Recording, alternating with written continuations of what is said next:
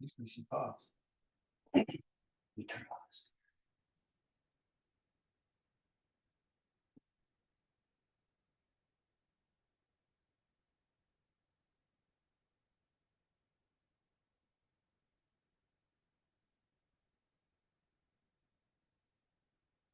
You should entreat trees and rocks to preach the Dharma.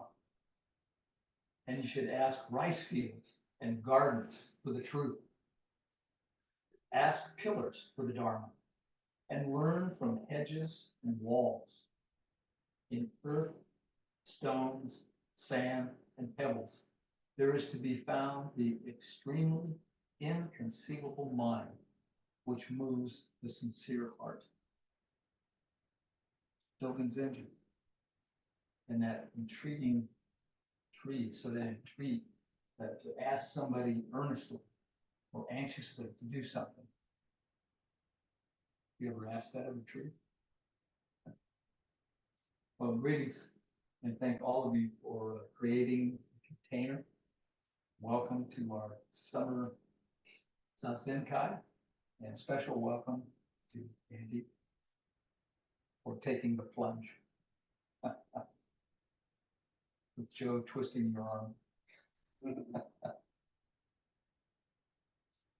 So it's really been a wonderful morning. Everybody, as I said, is helping to create this container.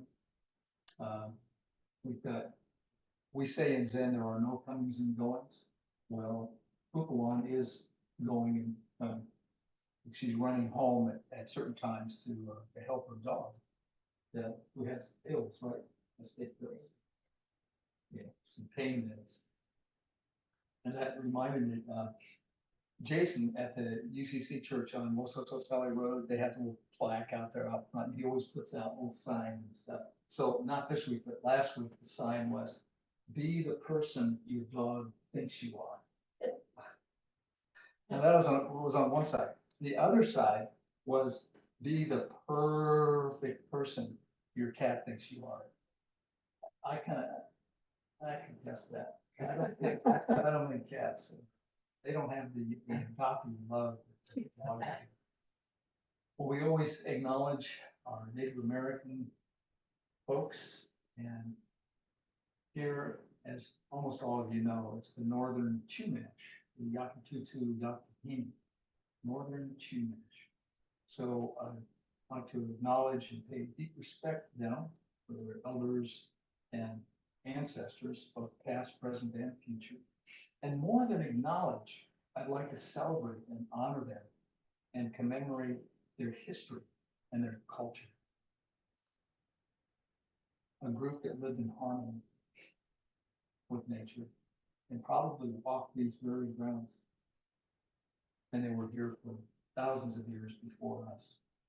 And as you know, when we do a dedication, when we did the dedication, for example, those that died, and we usually have something specific, like Ukraine, Gaza, and then we open it up to like those that have died in wars throughout the whole world. So I'm kind of taking a spin off of that. So I'm going to go beyond just the Northern Chumash and share a story that kind of covers more of the globe.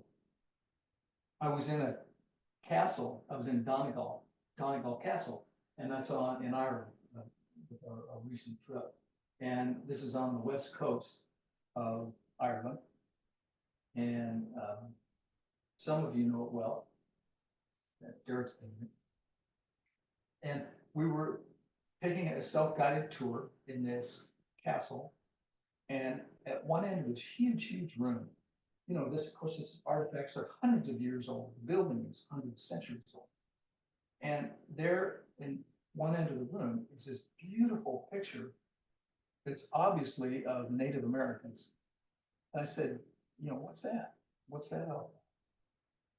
So there's a little script that talked about it, and it was the Choctaw Nation, Native American group here. And they were forced off their ancestral lands in 1831. And they were forced to march from Mississippi to Oklahoma, hundreds and hundreds of miles. There were 21,000 of them once they were traveling, and only half of them made it through the trip. So that's the 1800s. It was a 500-mile trip.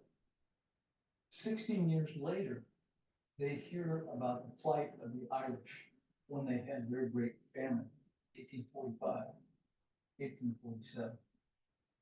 And they pooled money. They gathered a bunch of money, and it doesn't sound like much, but it was $170. And I could probably ask Kanjo to figure it out, but I'm told that would be thousands and thousands and thousands of dollars in today's money. And they sent it to Ireland through as a U.S. famine relief, through the U.S. Famine Relief Organization. So years later, 1990, the Choctaw leaders went to County Mayo to take part in a reenactment of a famine walk from 1847. Then, 2 years later, Irish leaders came over to the States and did a reenactment of that 500-mile trek. And the picture is a gift, and it was painted by Waylon Gary Whitedeer. And it's called The Gift of Life. I wish I had brought a picture of it. It was absolutely beautiful. So there's a plaque at the Mansion House, which is the official residence of the Lord Mayor of Dublin. And ironically, I was there in 1994. I did not see this plaque at that time, but we had an audience with the mayor, with this group that I was with. And the plaque says, "Their humanity calls us to remember the millions of human beings throughout our world today who die of hunger and hunger-related illness in a world of plenty." So the last few months, I have just been on this serendipitous journey. It was included being in Ireland and Scotland. And it was something, the theme of trees just kept coming up over and over for me. When we were I was with a group in Dublin as well at a Dominican retreat center. And this is a beautiful retreat center. It's right next to an 8th century monastery. So when we did Kinhain, you'd come out of this retreat center, which was beautiful as well. And you'd walk across this parking lot, and then somebody would open these gates, and you'd walk into this gated park that had been part of the monastery. It was just gorgeous. Hundreds and hundreds and hundreds of trees. And I met one of the Dominicans there, Donna O'Shea. So it was a Catholic priest, a Dominican. And what a delight it was to meet him. Anyway, on the website for this Dominican retreat house, he does a little spiel and he talks about the trees. And he said he'd love to just go out and stand in the trees. And it turns out he is actually one of the 3 Zen teachers in this community. And the Zen group meets in the retreat house. So he said he counted them at one time, and there were over 1,000 trees. That's just amazing.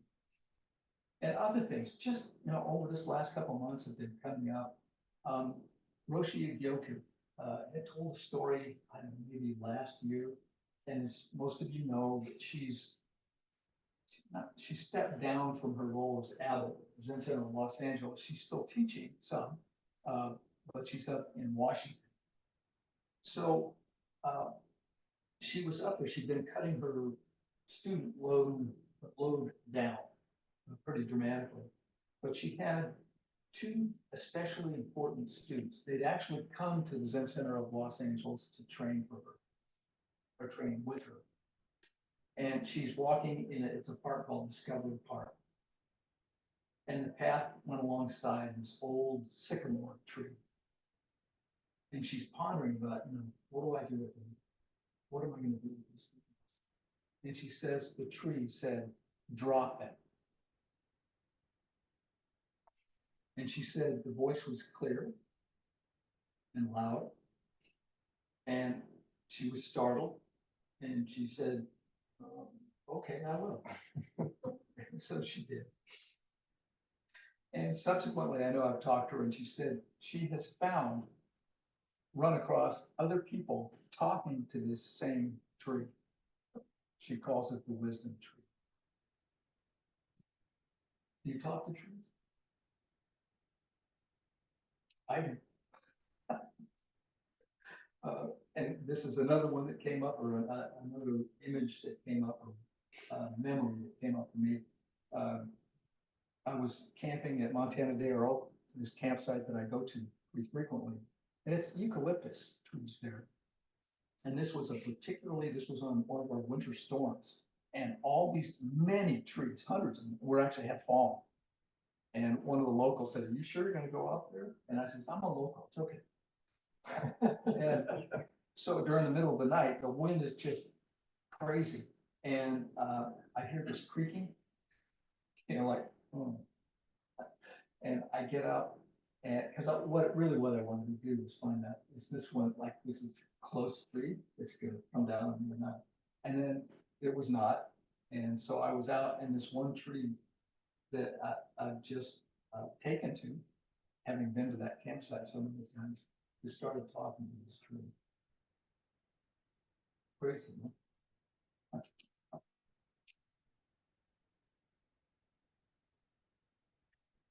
Then I come back from Ireland, and my first Qigong class with Deb, who actually teaches here, but he also teaches in Devon Walls in Los Osos.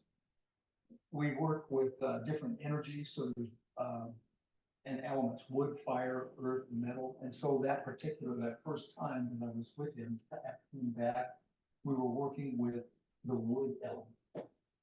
And then that led into him talking about, well, the wood element, it's the liver and gallbladder. And it's the most prominent in spring. And this was obviously not spring, but this is where plants are growing and there's new growth.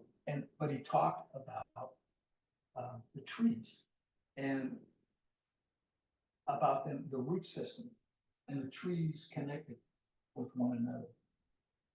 And I looked up some scientific stuff, and one report said one of the primary mechanisms through which trees communicate and share resources is the extensive network of roots that extends deep into the soil. Far from being isolated entities, trees are interconnected with their root systems, forming a network that facilitates the exchange of nutrients, water, and information. So it's pretty amazing, interconnectedness, and it goes beyond their roots. Beneath the forest floor, a vast and intricate network of fungal threads are coming together, or come together, and extends throughout the soil. And they form this symbiotic relationship with the roots of the trees, creating this really mutual beneficial relationship, interconnectedness. And it got better, so I got really intrigued with that, and then was looking up this, what's his name, Peter Wohlleben, and he's a German forester. And he has written a book, it's called The Hidden Life of Trees, What They Feel and How They Communicate. So he kind of gives human attributes to the trees, talking about, basically, I mean, they protect one another. So if they're bark beetles or whatever, they're helping send energy to one another. Some hardcore scientists says that's all bull. It's just natural selection. But Peter's purpose, part of the purpose of this is to get people, kind of with an ecological mind in dealing with trees and forests. And this book is it sold 800,000 copies in Germany, and now he's hit the bestseller list in 11 other countries. That's pretty amazing, including the US. And in the book, one of the again, the lady that's interviewing him calls him a tree whisperer.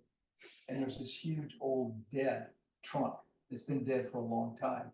And they go in and it's in the forest and they scrape the trunk of this tree. And there's actually, it's still being sent food, nourishment from the other surrounding trees. And he likened that to, I guess, elephants. When somebody dies, you know, they don't want to let the elephant go. I work or see Sensei Koan a lot, and if you remember, Sensei Koan was a tree planter. He planted, I don't know how many dozens of trees down by the Zen Center of Los Angeles. And I looked it up and he has somewhere in the neighborhood 365 that he's planted in Santa Barbara. And of course, he's ailing and in a memory unit in Santa Barbara. He was on hospice. He's actually come off of hospice not long ago. We call it in the hospice world, graduated from hospice. So he's no longer like eminent. And so you know, he's physically, slumped over and all that. But we're able to start taking him out again, which we had not been able to do for quite a while. And Jill, his wife, goes there every Sunday. And so takes Colin out where he's able to water plants. And that was a huge thing for him, watering trees. He's got this one park where he's planted the majority of these trees. And then also they get to go out. It's a huge community and they're able to walk in areas where they have more independent living, where he used to live. So he's got all these friends and so he's able to kind of connect with them. So Donnick O'Shea, the Dominican that I talked about earlier, I read one of his Dharma posts, and it was interesting. He was talking about, he was trying to read some heavy philosophical treatise, and he just said it was like boring him to hell. And he stopped and started drifting away, thinking about forests. As I said, he said he loves. He's long been enchanted by trees. And he said, I often go in the early morning and just stand among them. And so he was kind of drifting away and then had this kind of epiphany because he started looking in the room that he was in and seeing all these items, 100-year-old floor, all these objects. So I read that. And then I had a very, very similar epiphany in my Zen when I was sitting there. And realized that I was surrounded by a forest. The computer usually sits on this lectern that Nobuo built us. As you can see, it's quite beautiful. And this is from a tree that grew year by year from a sapling. And I don't know the age of it. I don't know if it's older than I am. I don't know. But that just began this whole thing. I look in front of me. I've also got another cabinet with an altar on it, and it's a Butsudan. You know what a Butsudan is? That's the case that holds the statue of the Buddha. That came from Uncle Nagi, from Daniel Magazine, the guy that got me in prison with. And inside is a wooden Buddha that's carved from like a tree trunk that Sensei Koan had given me as a gift sometime.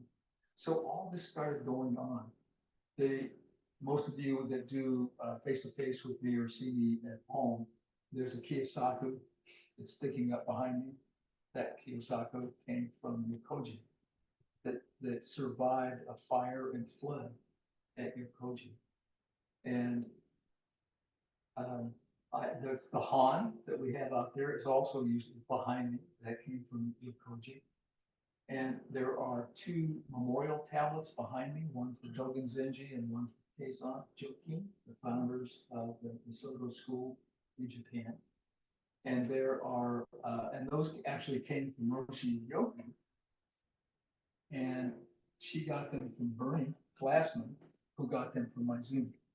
And so now they're kind of our side. There's a huge bookcase. There's the books there. This is all, coming from forests, magazines. I even thought I've got 6 or 7 rock suits, and the rings are from wood, different types of wood. And as Donick said, everything around me is forest. I don't need to imagine a forest far away. This is a real forest made of real wood, not thoughts or fantasies. I don't need to go away. Everything's here. And I had just this same feeling that I'm sitting in a forest. No need to run up to the Northern California to the redwoods. It's right here, surrounding me. Everything is here. Isn't there something about that in Zen? Everything is here. I read another a piece by Jonah Elwell, and she is with this group called Casey Trees. It's a nonprofit, and their mission is to restore, enhance, and protect the tree canopy of our nation's capital. Isn't that interesting?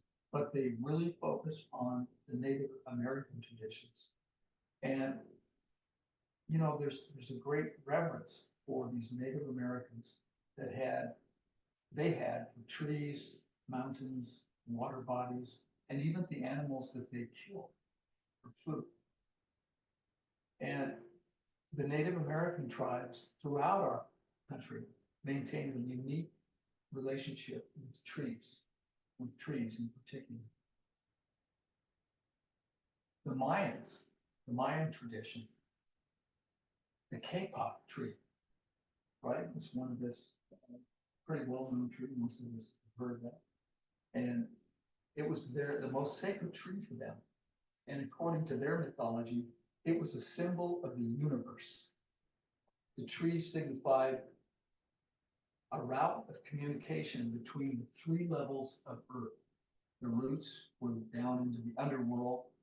The trunk represented the middle world, where humans live, where we live. And its canopy of branches arched high in the sky symbolize the upper world and the 13 levels of the Mayan heaven. And isn't that interesting? If you know anything about Buddhist cosmology, we have multiple levels of the heaven realm and multiple levels of the hell realm as well.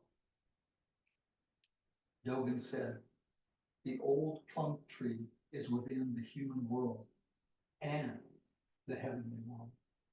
The old plum tree manifests both human and heavenly worlds in its trees. Does that sound like the Mayans?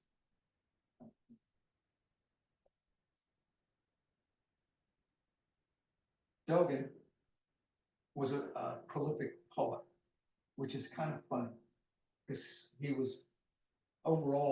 he discouraged literature in spite of he was so well trained when he was growing up, because he was with a family that had enough money to give him a really good education, which he had. And here's somebody who's kind of downplaying literature, and yet look at what he wrote, prose, but also poems. So he wrote this one poem on the occasion, this is the title, poem on the occasion of over a foot of snow falling on the 25th day of the 9th month of the 2nd year of the Kangen era. And the title is longer than the poem. It's a walk-up poem. In the month of long nights, it snowed on bright leaves. Why don't those who see this compose a poem? And so what's interesting about that, this is in Kyoto, and this snow at this time of year was really unusual. So there it was. There was snow on the mountains.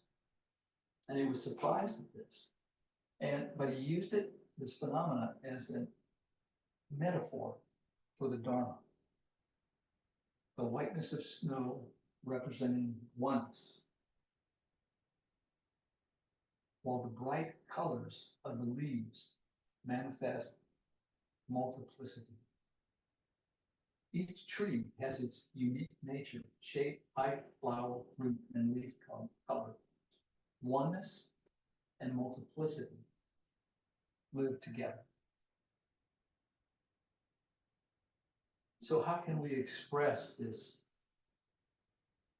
interpenetration of absolute reality, oneness, and equality with conventional reality, multiplicity, and diversity phenomena? And as Tobin says, this is one of the essential points of Dharma practice. How can we perceive and express the oneness of everything within the myriad things that we encounter? And we have these Dharma Gates, trees being one of them. We chanted the relative and absolute, the identity of relative and absolute sanity this morning. Thank you, Virginia. One of the lines in there: fire is hot, water is wet, wind moves, and the earth is dense. Eye and form, ear and sound, nose and smell, tongue and taste, the sweet and sour. Each independent of the other, like leaves that come from the same root. And though roots and leaves must go back to the source, both root and leaves have their own uses. So in Buddhism, the tree is very symbolic as well. And we see it in some of the major events of Buddha's life. When he was born, when he had his enlightenment experience, and when he died. There are trees in each one of those events. And I was blessed to be with Carl, and we were at all three of those areas to see them firsthand.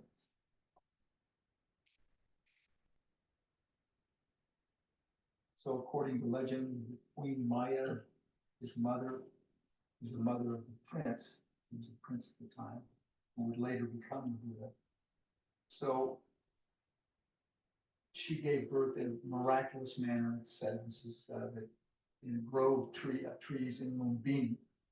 And when she knew the time was due, she grasped a teak tree with her right hand, and the baby emerged from her right side. And of course, legend has it, he makes all these steps, talks. Some of the artwork, it shows him like fully grown when he comes out. That was in Lumbini. And then, as most of you know, that he was on a spiritual journey, working with various teachers and a couple of yoga teachers, and it just wasn't quite enough. So he was unable to attain the spiritual enlightenment that he was after, that he sought. And then he arrives at Bodh Gaya. And this is part of the legend, is that he sees the people, is that how you call the people tree, which is the Bodhi tree. It becomes eventually called the Bodhi tree. But supposedly, this very tree had sprouted on the day of his birth. Now, and I sat under that tree, on that tree, but of course, I think I was told it's fourth generation. It's not the original one from 2,500 years ago. And then the final days of his life, they say that he was suffered from food poisoning. This is when he's 80 or 81. And he retreats to a grove of sal trees.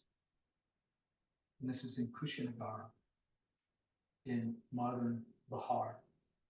And he advises his closest disciple, Ananda, to position him with his head to the north between the two trees. He lies on the bed and passes away into what we call Hari Nirvana, the final Nirvana. And there are other instances of trees in Buddhism. One, and I wasn't even familiar with the name of this. I've heard about this tree, but they call it the rose apple tree. And this is on the summit, supposedly on the summit of Mount Meru. And Mount Meru is at the very center of the Buddhist cosmos. And so they say this tree serves as a cosmic pillar connecting heaven and earth. Isn't that amazing? So you see some traits or some, similarities here between a lot of the traditions.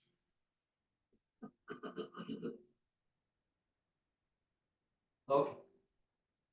So we all talk about, and know about this interconnectedness of life. Most of the time, we're just intellectualizing about it. They say awakening Buddhism is experiential understanding that. So how do you express this? How do you express this non-duality in a world of duality? This world of me and what's not me. This world of me and other. So in a few of our recent meetings, we were processing the assassination attempt on our former president. And it was interesting for all of us to see the feelings and emotions that came up when this so-called villain was almost taken out. So how do you hold on to that? And who is it that's trying to hold on?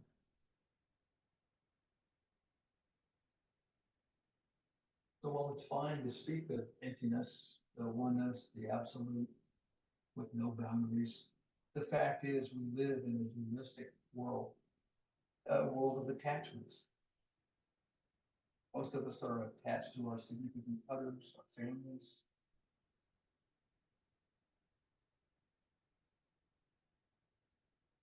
So as I mentioned earlier, this question, I think it was from a professor who says it much better than I do. How can we express this interpenetration of absolute reality and conventional reality? This is one of the essential points of Dharma practice.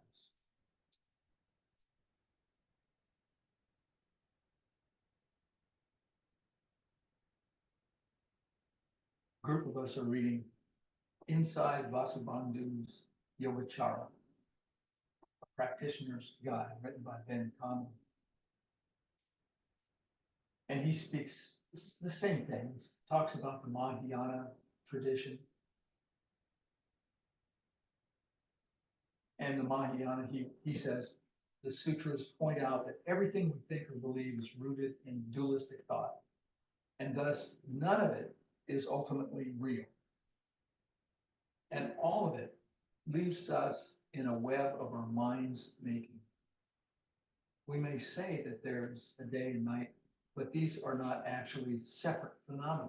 They are interdependent, empty of separation, not two.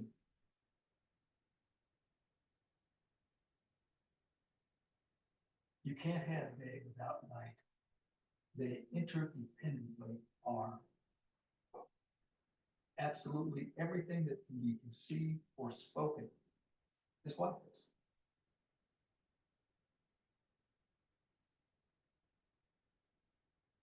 And so we practice. But how do we practice? Yes, we do Zazen. But in this same book, and we just started this last Tuesday, I was really taken by Ben. He was talking, I don't want to get into a lot of the details, because it's really pretty deep stuff. The Yogacara tradition, and it's, heavy duty stuff to wade through. But he talks about a twofold model of practice and understanding. And he breaks it into the study of the functioning of consciousness and the study of the nature of phenomena. Although, as Ben says, ultimately it suggests that these two are not separate. But for that first, he speaks to a model of experience called the 8 consciousnesses and teaches us how to practice with and understand consciousness to liberate us from afflictive emotions like anger, selfishness, and laziness. And I was really taken aback. I think And I shared, well, most of us were, I shared that with everybody. You know, we're familiar with the three poisons: greed, anger, and ignorance, right? And then in the chant that we do in the mornings, our Gata of Atonement, we've added a few, and that's because of all the scandals in Zen. This was kind of driven by Roshi Yoga. We have greed, hatred, lust, envy, and delusion. And so back to the three poisons: greed, anger, and ignorance. Ignorance doesn't mean low IQ. It means not understanding we're all interconnected, feeling that we are separate entities, separate, from everything else. But anger, selfishness, and laziness. So,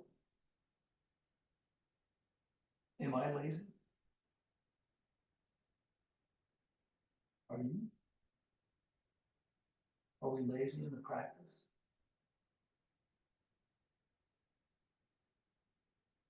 I'm really thinking about that.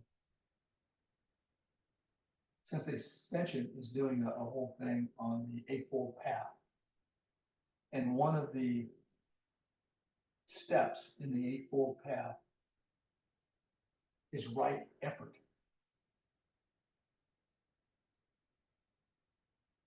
And this right effort, the right, it's translated, I think, from the Pali, it's diligence, enthusiasm, and zeal.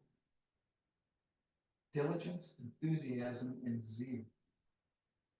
And the right in right effort it isn't like our usual connotation, it's right versus wrong. It is alignment with the universe. Alignment with the universe.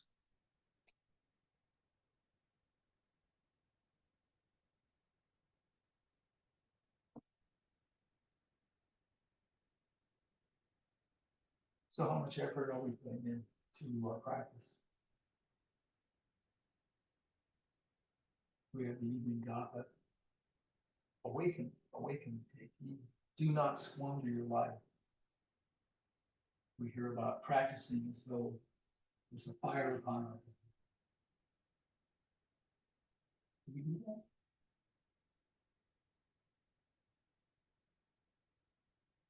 Maizumi told Roshi Burning all the time, Zen is life. Life is everything, right? So that's what Zen's about. It's our life, your life, my life. And these Dharma Gates are amazing.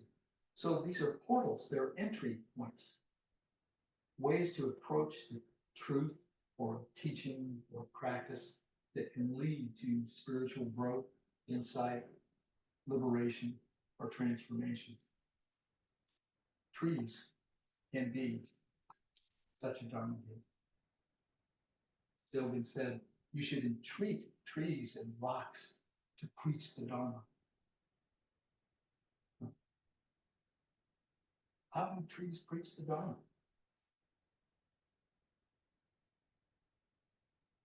Can you hear them? What are they saying to you?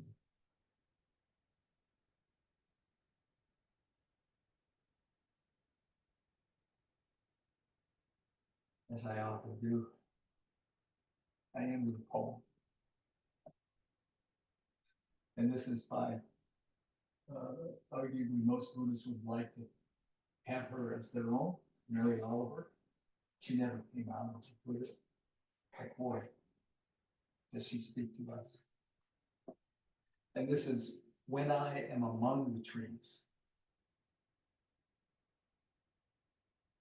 When I am among the trees, especially the willows and the honey locust, equally the beech, the oak, and the pines, they give off such hints of gladness.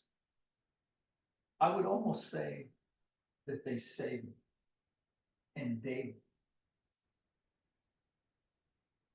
I am so distant from the hope of myself, to which I have goodness and discernment, and never hurry through the world, but walk slowly and bow often.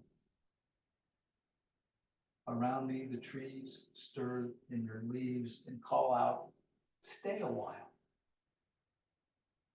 A light flows from their branches. And they call again. "It's simple," they say. "And you too have come into the world to do this, to go easy, to be filled with light and to shine."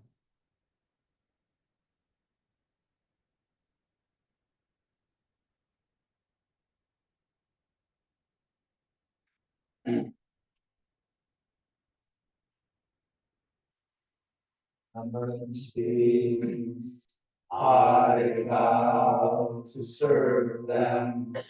Inexhaustible delusions, I vow to end them. Boundless dharmas, I vow to practice them. Unsurpassable the way, I vow to embody it. Numberless beings, I vow to serve them. Inexhaustible illusions, I vow to end them. Boundless dharmas, I vow to practice them. Unsurpassable the way, I vow to embody it. Numberless beings, I vow to serve them. Inexhaustible delusions, I vow to end them. Boundless dharmas, I vow to practice them. Unsurpassable the way, I vow to embody